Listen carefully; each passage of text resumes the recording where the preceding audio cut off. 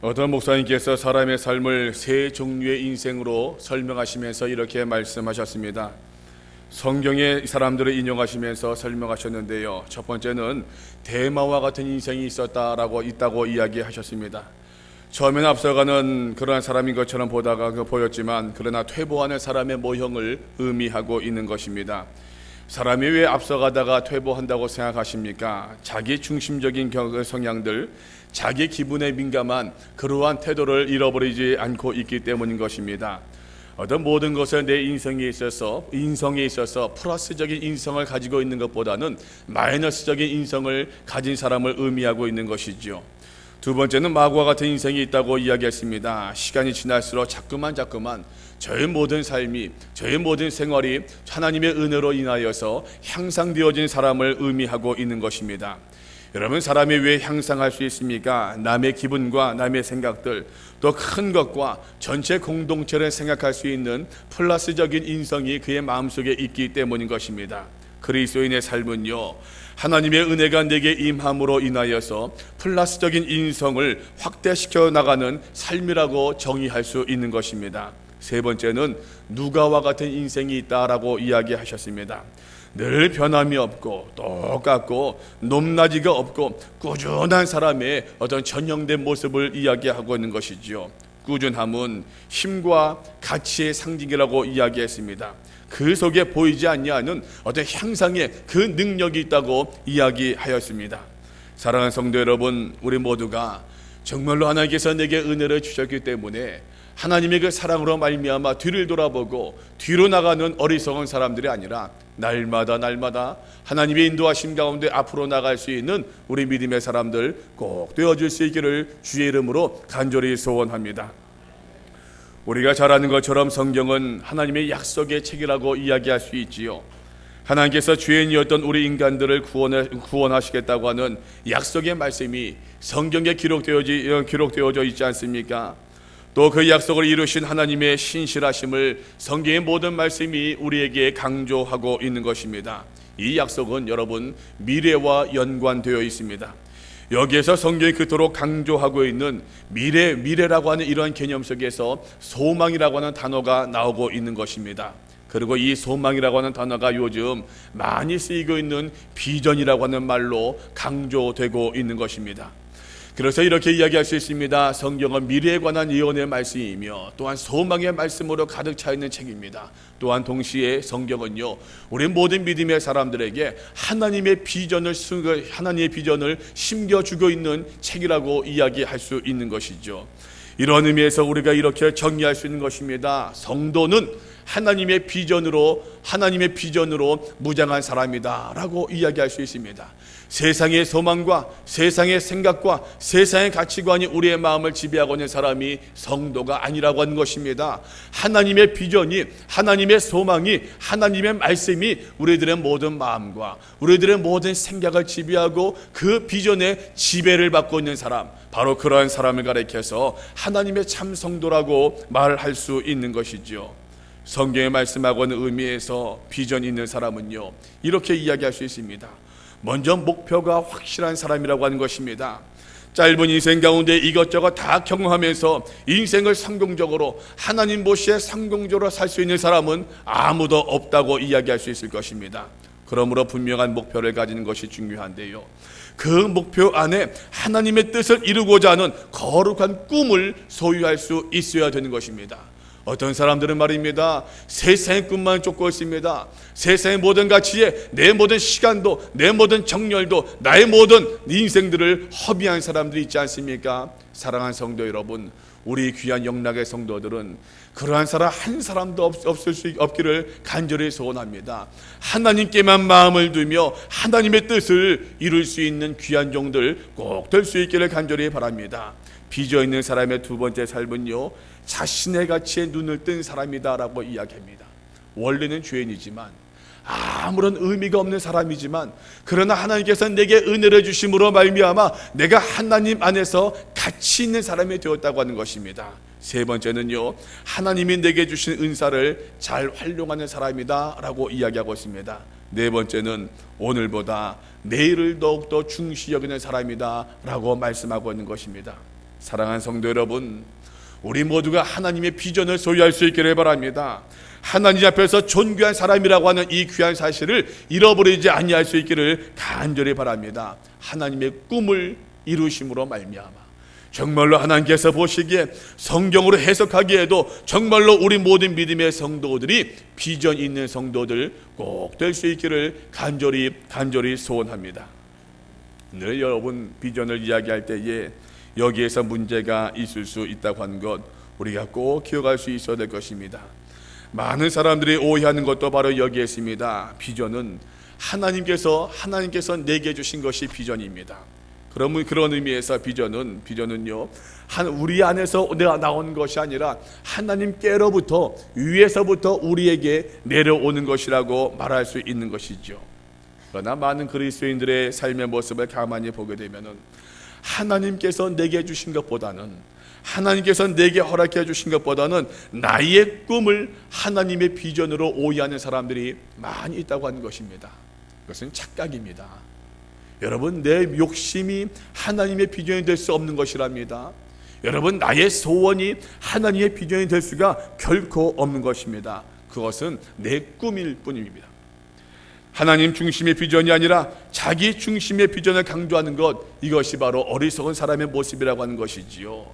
내 비전만을 소중히 여기고 내 비전만을 강조하다 보니까는 신앙생활 속에서도 갈등이 생길 수 있고 교회 생활 속에서 다른 사람들과 더불어 문제가 발생할 소지가 많이 있다고 하는 것이지요.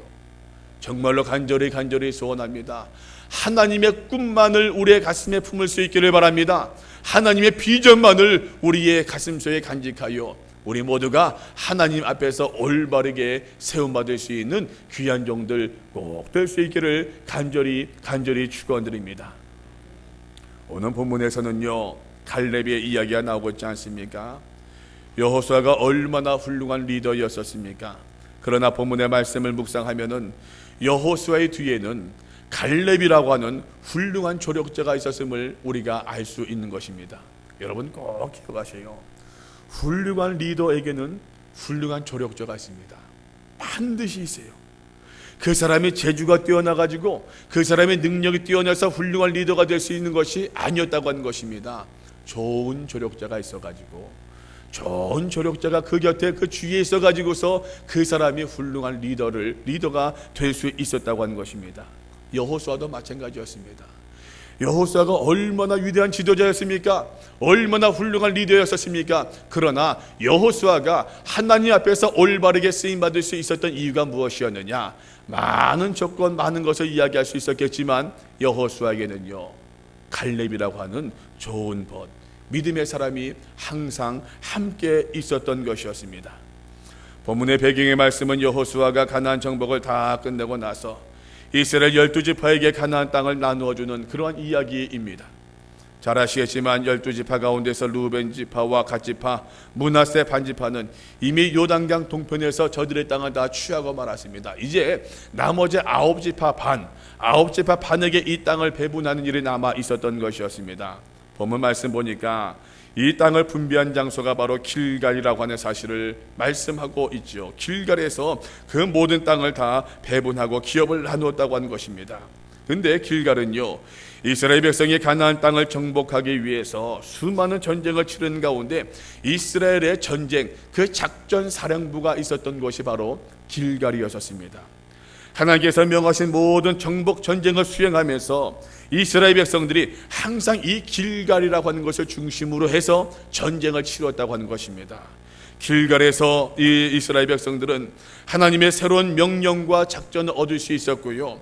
이 길갈을 중심으로 해서 나가 싸웠다가 다시 돌아와서 이 길갈에서 쉼도 얻었고 이 길갈에서 능력도 얻었고 이 길갈에서 안식도 취할 수 있었던 것이었습니다. 이러한 의미에서 길갈은요 이스라엘의 영적인 안식처였다고 이야기할 수 있는 것입니다.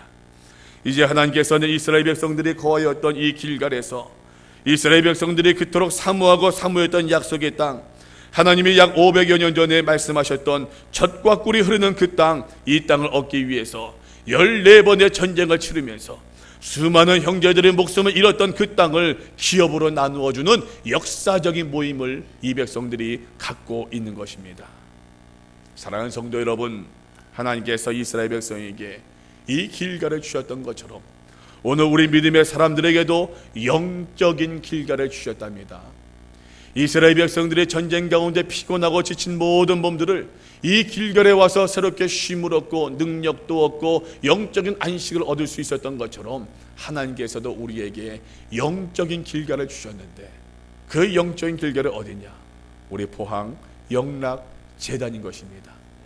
우리 믿음의 사람들은 한 달 한 달 살아갈 때마다 수많은 전쟁으로 말미암아 사회의 모든 상황 가운데서 지치고 힘들 때마다 하나님께 나와 기도함을 통해서 영적인 안식을 얻을 수 있는 우리 믿음의 사람들 꼭 되어질 수 있기를 간절히 바랍니다. 하나님께서 내게 주신 그 은혜를 통하여서, 하나님께서 우리에게 주신 그 비전을 통하여서 새로운 능력과 새로운 은혜를 누릴 수 있는 우리 귀한 믿음의 사람들 꼭 되어질 수 있기를 간절히 축원드립니다. 시편 84편 2절 말씀 보니까 내 영혼이 여호와의 궁전을 사모하여 쇠약하며 내 마음과 육체가 생존하시는 하나님께 부르짖나이다 라고 고백하고 있는 것입니다. 여러분, 우리가 지치고 힘든 영혼들이 정말로 하나님의 영혼, 하나님의 전을 사모하게 지칠 정도로 하나님의 은혜를 구하고 또 구할 수 있는 저와 여러분들 모두 되어질 수 있기를 간절히 소원합니다. 이제 여호수아와 제사장 엘르아살은 하나님의 명령에 따라서 이 땅을 기업으로 분배하려고 하는데, 여호수아의 오랜 친구였던 갈렙이 85세의 나이로 나와 여호수아 앞으로 나아가 여호수아에게 한 가지 사실을 요청한 장면이 나오고 있지 않습니까? 여러분, 이 말씀이 얼마나 감격적인 이야기입니까? 내 나이 85세이지만 하나님께서 내게 힘도 주셨고 내게 능도 주셨는데 내가 싸움에도 모든 출입을 능히 감당할 수 있나이다. 이 땅을, 이 산지를 내게 주옵소서 요청합니다. 이 산지를 달래요. 갈렙은 이스라엘 백성들에게 있어서 또 다른 지도자였었습니다. 모세의 인도 가운데 이스라엘 백성이 애굽을 나왔을 때에 갈렙은 여호수아와 함께 모세의 충신이었던 사람이었습니다. 성경을 보면은 대개 그 사람의 중요성에 따라서 순서적으로 이름이 나오는 것을 볼 수 있지 않습니까? 예수님의 많은 제자들 가운데서도 베드로의 이름이 제일 먼저 항상 언급되어집니다. 그래서 사람들은 이야기하기를 베드로를 가리켜서 예수님의 수제자라, 첫 번째 제자라고 이야기합니다. 그런데 성경 말씀 보니까 모세 시대에는 말입니다, 갈렙의 이름이 여호수아 이름보다 먼저 나오는 것을 볼 수 있습니다. 민수기 14장 30절입니다. 여분네의 아들 갈렙과 눈의 아들 여호수아 외에는 내가 맹세하여 너희로 거하게 하리라 한 땅에 결단코 들어가지 못할 것이다. 우리 하나님께서 말씀하셨습니다. 민수기 26장 65절 말씀입니다. 이는 여호와께서 그들에게 대하여 말씀하시기를 그들의 반드시 광야에서 죽으리라 하셨습니다. 이러므로 여분네의 아들 갈렙과 눈의 아들 여호수아 외에는 한 사람도 남지 아니하였더라 말씀하셨습니다. 하나님께서도 이 두 사람의 이름을 언급할 때에 여호수아의 이름이 먼저 언급된 것이 아니라 여분네의 아들 갈렙의 이름이 먼저 언급되었다고 한 것입니다. 이로 보아 많은 성경학자들은요, 초기에는 여호수아보다도 갈렙이 이스라엘 그 사회 공동체에서 더욱더 중요한 위치를 차지한 것이 아니었겠느냐 해석하곤 합니다. 그렇지만 여호수아는 그 옛날의 모든 모습을 다 잊어버렸던 사람이었습니다. 여호수아 입장에서 갈렙은 어제의 용사였었습니다. 갈렙은 여호수아 나이도 비슷하였었고 함께 가나안 정복 전쟁도 치른 생명을 같이한 생사고락을 같이한 전우였다고 이야기할 수 있는 것입니다. 성경에는 자세히 설명되고 있지 않지만 분명 갈렙은 여호수아를 힘껏 도왔을 것입니다. 여호수아는 분명 갈렙으로 인해서 큰 힘을 받을 수 있었을 것입니다. 갈렙의 도움으로 인하여 하나님께서 그에게 여호수아에게 맡겨주신 그 귀한 대임을 잘 감당할 수가 분명히 있었을 것입니다. 서구의 속담에 이러한 속담이 있다고 합니다. 어려울 때의 벗이야말로 참다운 친구이다 라는 속담이 있다고 하는 것이, 여호수아는 그가 맡았던 모든 일들, 가나안 정복의 큰 일을 감당함에 있어서 그의 오랜 친구였던 갈렙의 절대적인 후원이 있었기 때문에, 절대적인 기도가 있었기 때문에, 절대적인 희생이 있었기 때문에 여호수아는 하나님의 사명을 감당할 수가 있었던 것이었습니다. 사랑하는 성도 여러분, 친구의 중요성은 아무리 강조해도 지나치지 않습니다. 그래서 잠언서에는요 이런 말씀이 있어요. 가난한 자는 그 이웃에게도 미움을 받게 되나 부유한 자는 친구가 많으니라. 부유하면 친구가 많대요. 사람이 내게 능력이 있고 재주가 있고 평화로울 때는 친구가 많이 있다고 말씀하고 있지 않습니까? 그렇지만 여러분, 내가 부유할 때에 몰려드는 친구들은요 어떤 의미에서 진정한 친구라고 말하기가 힘이 들 것입니다. 우리에게는 이러한 친구들이 필요합니다. 잠언서 18장 24절 말씀 보니까 많은 친구를 얻는 자는 해를 당하게 되거니와 어떤 친구는 형제보다 친밀하니라. 형제보다 친밀하대요, 여러분. 또 잠언서 27장 17절 말씀 보니까 철을 날카롭게 하는 것 같이 사람이 그 친구의 얼굴을 빛나게 하느니라 말씀하고 있어요. 무슨 말입니까, 여러분? 친구를 잘못 살게 되면 내가 망신도 당할 수 있다고 하는 것이, 그러나 친구를 잘 살게 되면 내가 영광도 받을 수 있다고 하는 것입니다. 간절히 소원합니다. 우리 영락의 귀한 성도들이요, 정말로 믿음의 귀한 벗을 잘 사귈 수 있기를 바랍니다. 기도의 벗을 사귈 수 있기를 바랍니다. 내가 기도의 벗을 사귀는 것만이 아니라 내 주위의 많은 사람들에게도 내가 기도의 벗이 되어줄 수 있기를 바랍니다. 하나님의 은혜를 나누어 줄 수 있는 귀한 믿음의 친구들, 우리 모두 되어줄 수 있기를 간절히 소원합니다. 이런 갈렙이 여호수아에게 45년 전의 사건을 지금 회상시키고 있습니다. 여러분, 45년 전에 어떠한 일이 있었습니까? 45년 전 이스라엘 백성이 출애굽 이후 광야를 방황하고 있을 때에 이스라엘 백성을 하나님이 약속하신 가나안 땅에 바라보이는 가데스바네에 이르게 되지 않습니까? 그리고 거기에서 12지파에서 한 사람씩을 뽑아 12명으로 하여금 40일 동안 가나안 땅을 정탐하게 하신 사건이 있었습니다. 그때 그 12명 가운데 여호수아와 갈렙이 포함되어 있었어요. 40일 동안 가나안 땅을 모두 정탐한 이 사람들은 여호수아와 갈렙을 제외한 10명의 정탐꾼이 이스라엘 백성 앞에서 보고하기를, 우리가 저 땅을 도무지 정복할 수 없다고 하는 불가론을 주장했었습니다. 그러나 여호수아와 갈렙은 하나님이 우리와 함께 하신다고 한다면은 가능하다고 하는 정복 가능론을 개진하였습니다. 그러나 안타깝게도 이스라엘 백성들이 여호수아와 갈렙의 보고를 수용하기보다는 믿음이 없었던 10명의 사람들의 보고를 먼저 듣고 그 모든 보고에 마음이 녹아 흐트러지고 말지 않습니까? 이 사건으로 인해서 이스라엘 백성들이 하나님의 진노를 얻게 되어 정탐한 날수 40일을 말입니다. 하루를 일일을 계산해서 40년 동안 광야에서 방황하게 되어지는 그 벌을 받게 된 것이었습니다. 그러고 나서 하나님께서 말씀하셨지요. 너희 가운데서 아무도 가나안 땅에 들어갈 수 없을 것이다. 여분네의 아들 갈렙과 여호수아를 제외하고서는 아무도 그 어떠한 사람도 가나안 땅에 들어갈 수 없을 것이다 라고 하는 그러한 말씀을 하나님께서 하셨습니다. 이 사건이 민수기 14장에 자세하게 기록되어져 있습니다. 근데 그때 하나님께서 모세와 아론에게 갈렙에 대한 분명한 약속을 주셨습니다. 민수기 14장 24절 말씀 보니까 오직 내 종 갈렙은 그 마음이 그들과 달라서 나를 온전히 쫓았은즉 그의 갔던 땅으로 내가 그를 인도하여 드리리니 그 자손이 그 땅을 차지할 것이다. 그 땅을 차지할 것이다. 그의 자손들이, 갈렙의 자손들이, 그 갈렙 지파, 그 유다 지파 사람들이 그 땅을 차지할 것이다. 하나님께서 45년 전에 약속하셨는데 갈렙이 지금 그 약속을 잊지 않고 여호수아에게 이야기하고 있는 것입니다. 갈렙은 많은 세월이 지났음에도 불구하고, 많은 시간이 지났음에도 불구하고 또 많은 사건이 있었음에도 불구하고 하나님의 약속을 잊지 아니했습니다. 분명히 기억했습니다.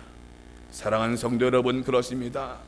우리 인생 가운데 어떠한 어려움이 있다고 할지라도, 어떠한 환난이 있다고 할지라도, 어떠한 아픔이 있다고 할지라도 하나님의 약속을 잊지 아니할 수 있다고 한다면은, 하나님의 약속을 붙들며 나갈 수 있다고 한다면은 우리가 모든 어려움들을, 모든 고난들을, 모든 환난들을 능히 이겨나갈 수 있으리라 분명히 확신합니다.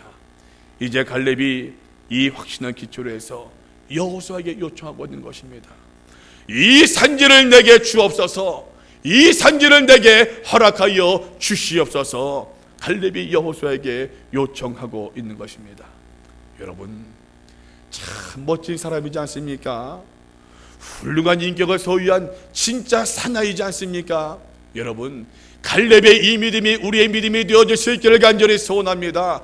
갈렙의 이 헌신이, 이 믿음이 우리의 헌신이 되어짐으로 말미암아 갈렙의 축복이 우리 모두의 축복이 되어줄 수 있기를 간절히 소원합니다.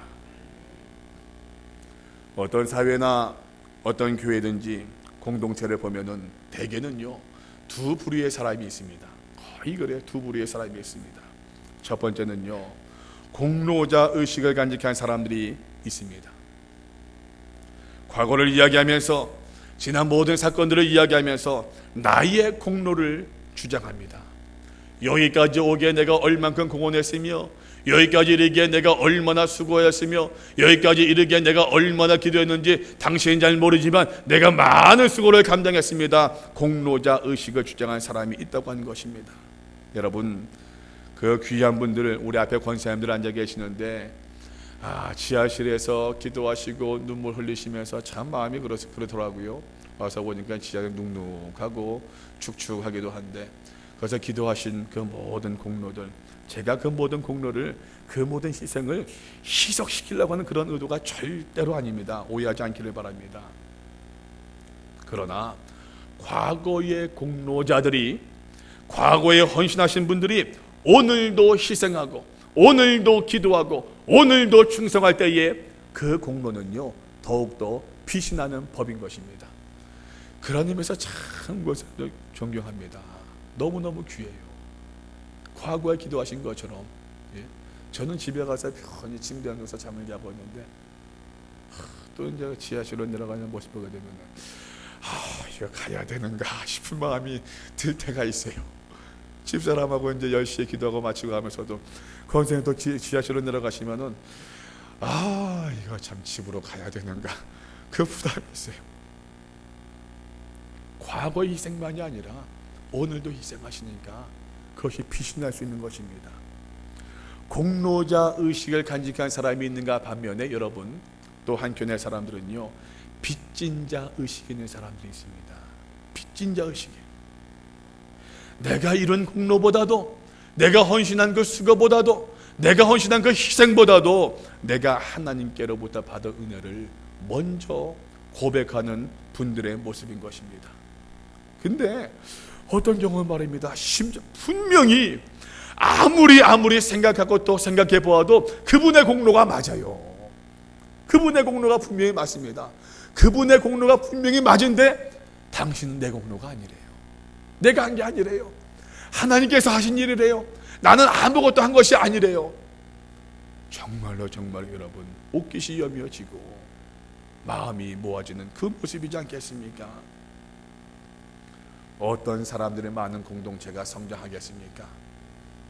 어떤 분들이 많이 있는 교회가 하나님의 은혜를 받을 수 있겠습니까? 어떤 분들이 많이 있는 그 성도가, 그 교회가 하나님으로 말미암아 부흥할 수 있겠느냐라고 하는 것입니다. 사랑하는 성도 여러분, 우리 가운데 공로자 의식을 주장한 사람들이 있습니까? 빚진 자 의식을 소유할 수 있기를 바랍니다. 내가 하나님께로부터 받은 은혜가 너무너무 크고 있음을, 하나님께로부터 너무너무 많은 사랑을 받았음을 고백하고 또 고백함으로 말미암아 하나님께 또 충성할 수 있는 우리 믿음의 사람들 꼭 되어질 수 있기를 주의 이름으로 간절히 축원드립니다. 오래전에 집사람을 통해서 들은 아내 친구의 이야기였습니다.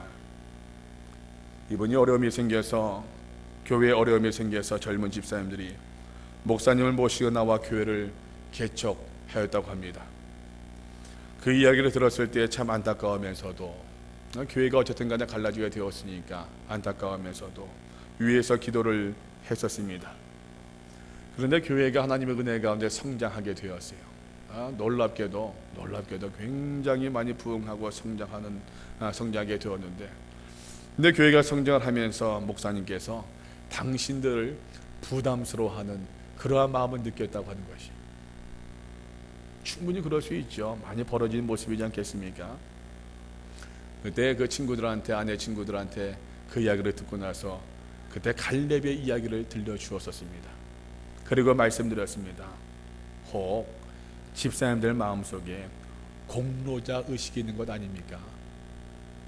분명히 공로가 있지만 그 공로의 마음이 집사님들 마음을 지배하게 되어질 때에, 목사님도 더 새로 나오신 교회가, 새로 나오신 성도들도, 그리고 당신들께도, 집사님들께도 그것은 결코 유익한 모습이 아닐 것입니다. 기도하시고 또 기도하십시오. 그러나 기도하고 기도해도 그 마음이 떨궈지지 아니할 수 있다고 한다면은 그 교회를 조용히 나오십시오 라고 말씀을 드렸어요. 한참 있다가 두 내외가 교회를 옮겼다고 하는 소식을 들었습니다. 여러분, 갈렙은요, 이스라엘 공동체에 있어서 분명 공로가 있는 그러한 사람이었었습니다.